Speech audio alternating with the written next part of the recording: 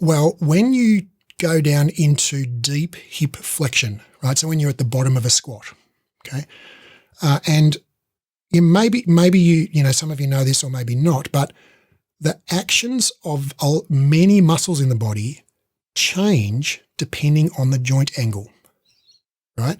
So when we say for example, adductor magnus, which is the muscle I'm just about to talk about, is, you know, adducts the hip. Well, that's true, right? But also, you know, and we don't have time for a detailed anatomy lesson on adductor magnus now, but maybe we could do that some other time. But as you, because where the adductor magnus fans out along the pubic ramus there, as you flex the hip more, okay, adductor magnus insertion is now in front of its origin, so it becomes a hip extensor as well as a hip adductor, right?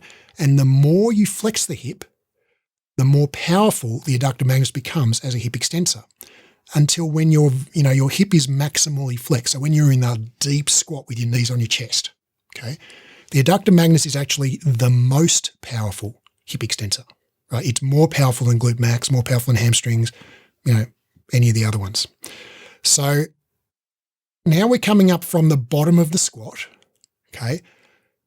Glute max is, you know, it's working, but adductor magnus is doing the heavy lifting, literally, okay? Well, adductor magnus is an adductor, right? It's adducting. So adductor magnus is firing powerfully. Guess what happens to your hips?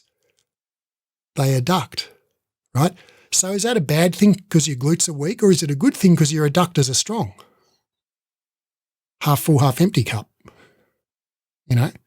So again, I've got no research to back this up. I've got quite a bit of research showing that adductor magnus is a powerful hip extensor in deep hip flexion, but no one's looked at a squat and measured this and gone, oh, the more adductor magnus is firing, the more knee valgus we see, or something like that. So, you know, I don't have research direct evidence for this, but I think it's a pretty intriguing, you know, theory.